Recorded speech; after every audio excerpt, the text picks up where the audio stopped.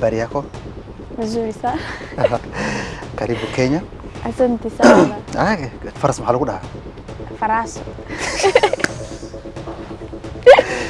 Problemka Soomaalida haysto waxa waay all over the place and you don't have a niche.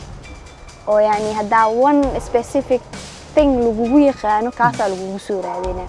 Wax uu hore horta influencer-ka laga rabo inuu yeesho waxa manager.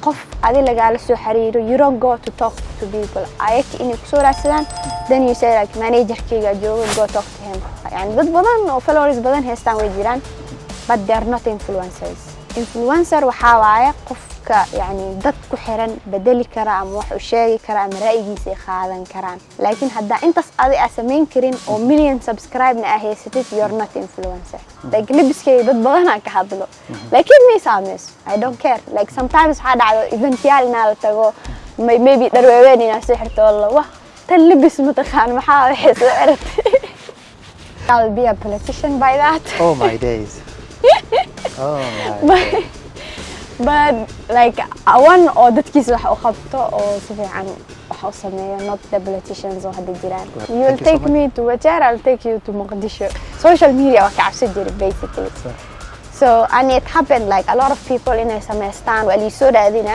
so meelahayga dhan waxa deactivate dhahay